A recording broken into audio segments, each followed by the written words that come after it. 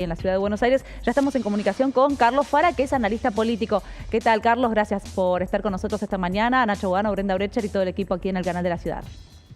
¿Qué tal? ¿Cómo están? Buenos días.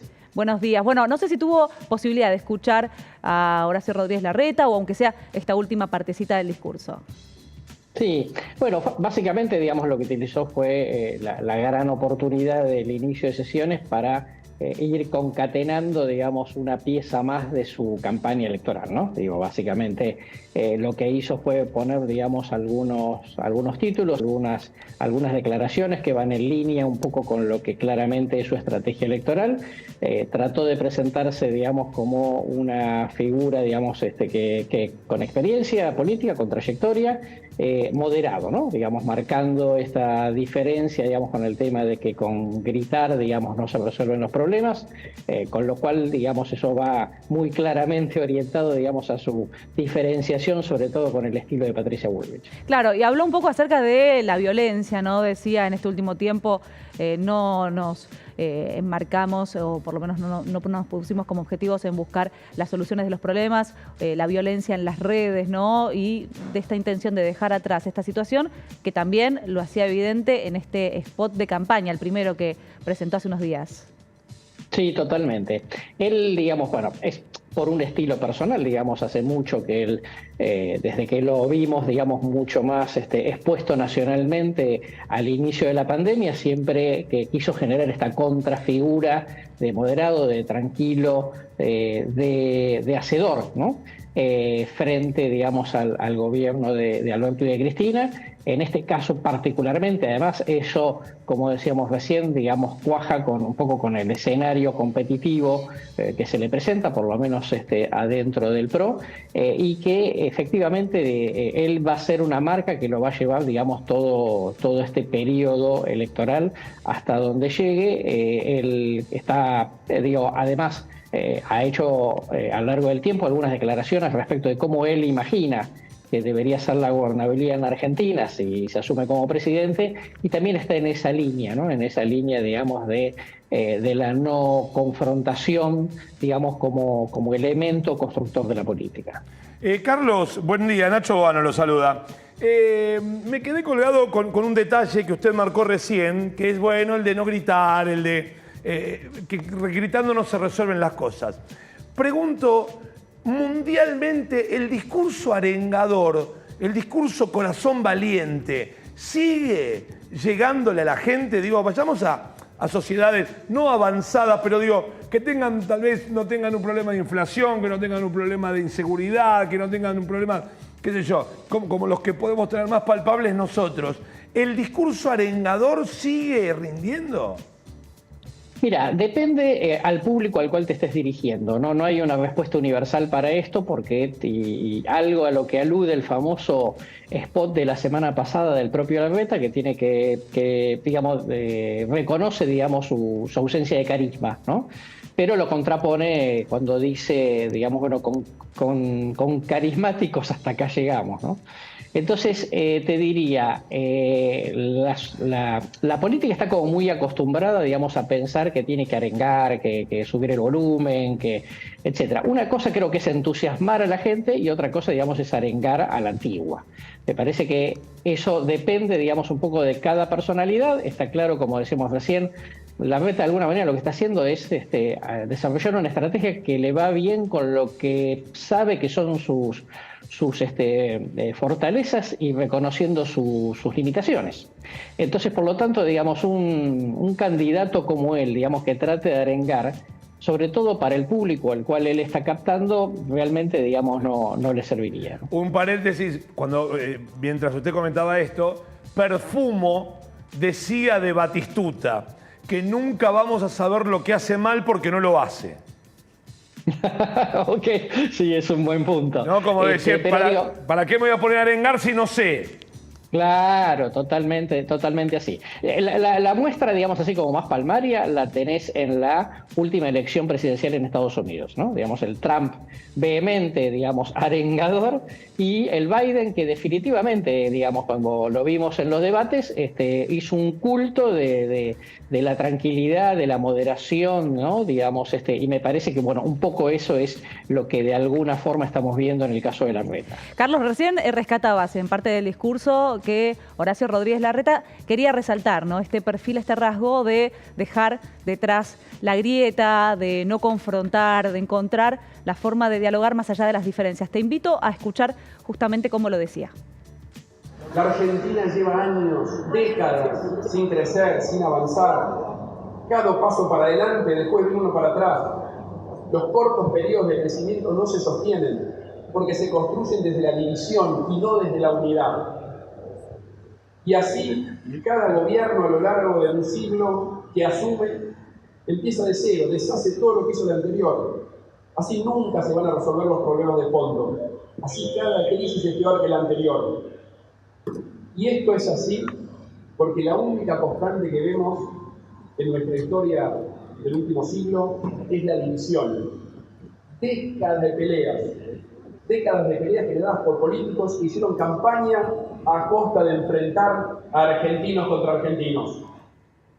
Bueno, ahí dejaba, ¿no?, en claro, Carlos, esta posición y también, como vos mencionabas, para diferenciarse de Patricia Bullrich, ¿no?, con otro tipo de discurso. Pero sí, esta mañana Larreta hacía referencia a algunas diferencias con el gobierno y él claramente decía: nosotros necesitamos diferenciarnos y posicionarnos en materia de política internacional, ¿no?, haciendo referencia a que él considera que hay que rechazar profundamente a los gobiernos antidemocráticos de la región. También volvía a mencionar a las víctimas del conflicto de la invasión de Rusia a Ucrania, algo que el gobierno nacional en principio no tenía muy definido, ¿no? De hecho, cambió su posición en este punto con el correr de los meses.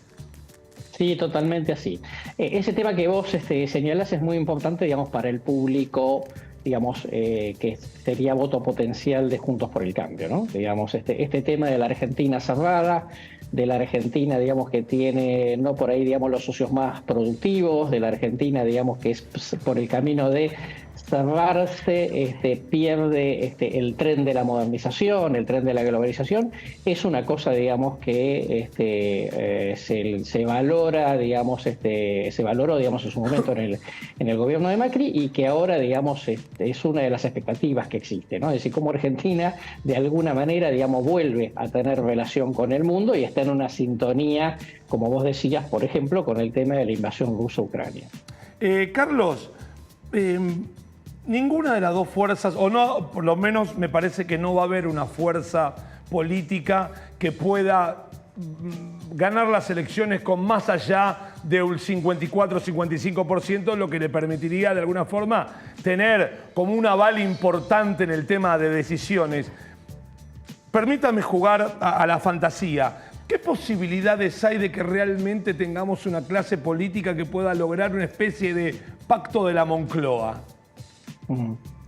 Mira, primero, a ver, vamos a decir, claro, la Argentina lo que ha tenido no son pactos de la Moncloa, lamentablemente, pero sí es cierto, digamos, que se han generado algunos consensos a lo largo del tiempo en la medida en que algunas cosas funcionaban, ¿no? Digo, cuando le sale bien a Menem, digamos, la convertibilidad, de la Rúa hace campaña en el año 99, decía: conmigo un peso, un dólar, digamos, ¿no?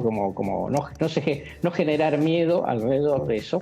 Y después, de alguna manera, el reconocimiento, digamos, a un poco, digamos así, los logros económicos de la primera parte del gobierno de Néstor Kirchner, de alguna manera fueron así como esas especies de acuerdos no escritos, ¿no?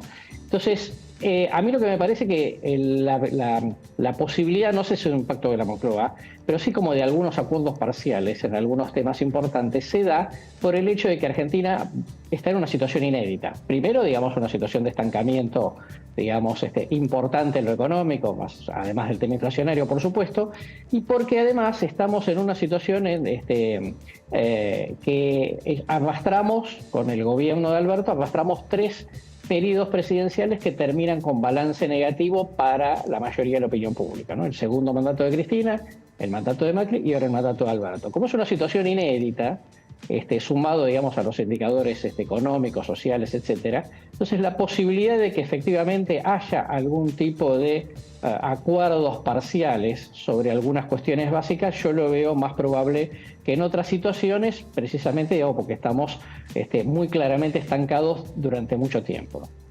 Carlos, obviamente Horacio Rodríguez Larreta habló acerca de la pobreza, la inflación, educación, que también vamos a en un ratito escuchar parte de lo que decía acerca de la Ciudad de Buenos Aires y de la Argentina. Pero uno de los temas más sensibles tiene que ver también con la inseguridad y se metió nuevamente en el conflicto, en la polémica entre la ciudad y el gobierno nacional por las Taser. Vamos a escuchar lo que decía sobre este tema. Insistiendo en la necesidad de uso de las pistolas Taser en la ciudad. Necesitamos que nos liberen la importación y que nos permitan capacitar a nuestros agentes para que tengan más herramientas, sobre todo en situaciones de mucha concentración de gente. En esto no puede haber ideología, no puede haber política. A la gente hay que cuidarla siempre. No puede haber ideología, no puede haber política y a la gente hay que cuidarla siempre, ¿no? Pero se mete en el conflicto nuevamente con el gobierno nacional en este tramo. Sí, eso tiene, digamos, varias cosas interesantes. Primero, digamos, el tema de seguridad, en donde claramente la Ciudad de Buenos Aires destaca, digamos, en el promedio nacional, o, digamos, entre otras cosas, por las polémicas que ha habido respecto al tema narcotráfico en Rosario, ¿no? Eso por un lado.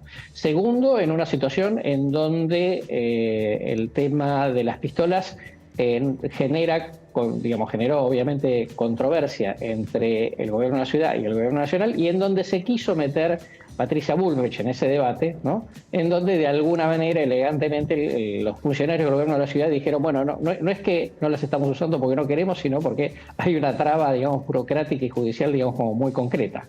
Entonces fue como vamos a decir así, como un tema a varias bandas, ¿no? Con diferenciación por el tema eficiencia en seguridad desde la ciudad respecto a la nación, y luego, digamos, lo que tuvo que ver efectivamente con la polémica de las Taser, tanto respecto, digamos, a la gestión nacional, como también con la polémica que hubo respecto a Patricia Bullrich. Sí, y también en relación, hay una frase que llamó la atención cuando dijo, bueno, dejamos obviamente transformaciones en marcha, gobierne quien gobierne la ciudad.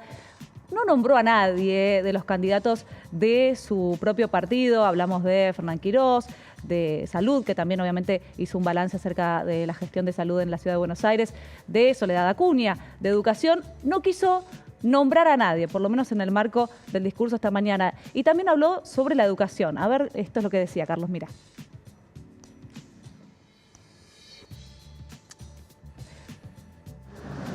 Los últimos 3 años superamos el calendario obligatorio de clases.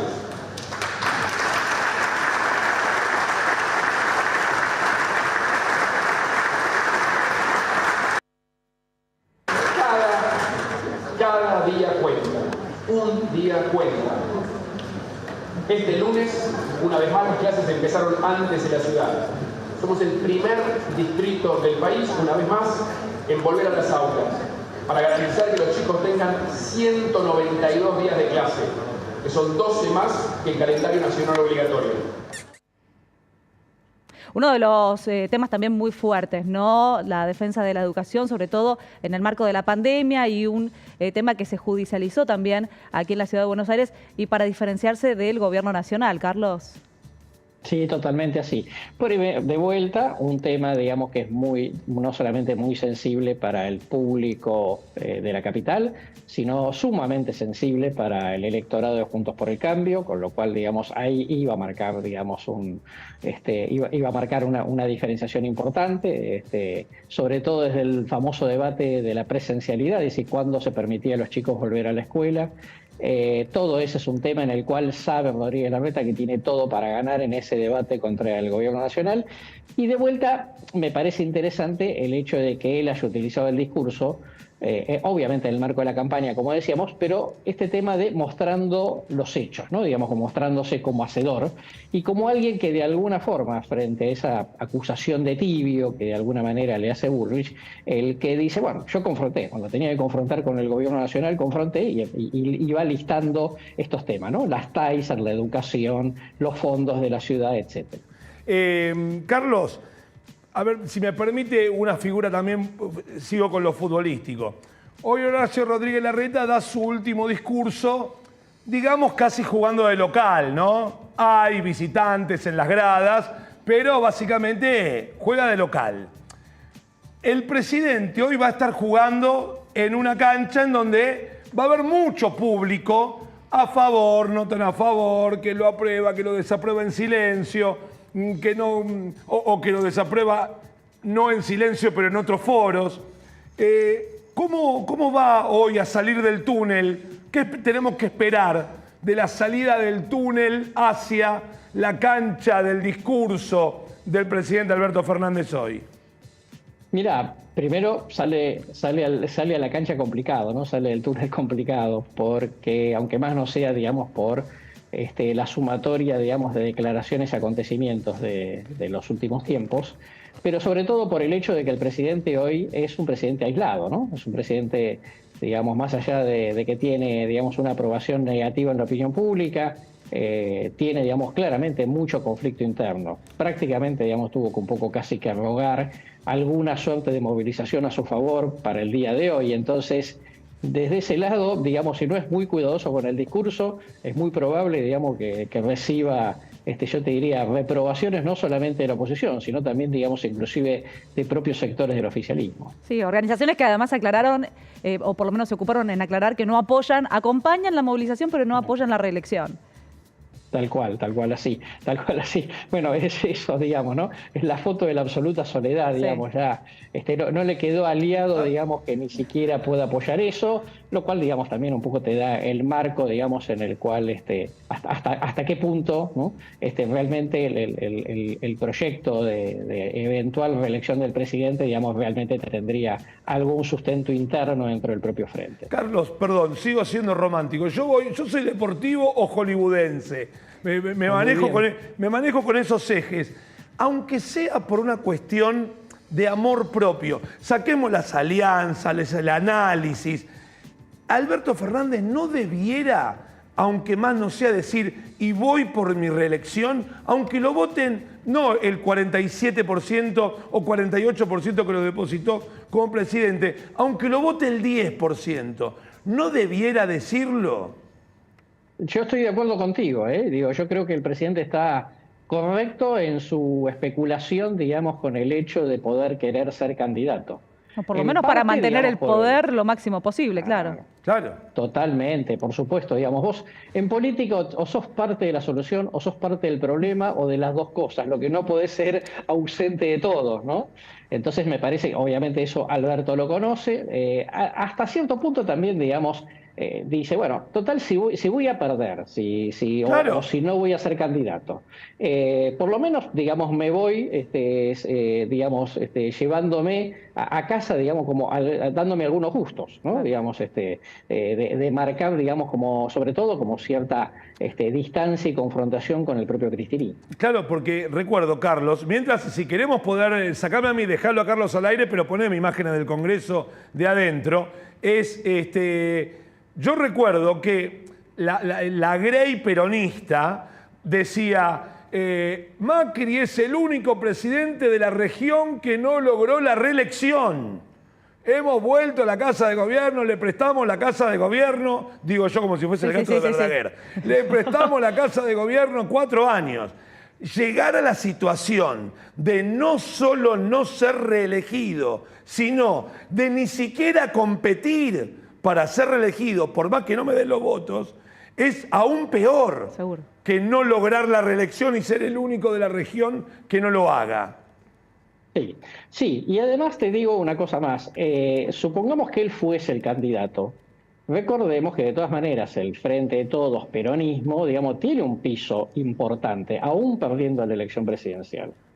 Con lo cual está claro, digamos, que perdería, pero también es cierto, digamos, que si él fuese el candidato en la elección general, tampoco, digamos, es que sería un desastre. Mucha gente lo votaría, digamos, aún desaprobando su gestión, aunque más no sea, precisamente porque no le gusta Juntos por el Cambio, con lo cual también es un elemento que hay que seguramente, digamos, el propio Alberto visualiza. Carlos, muchísimas gracias por estos minutos que nos dedicaste hoy. No, por favor, un gusto enorme estar con ustedes. Gracias, buen día. Bueno,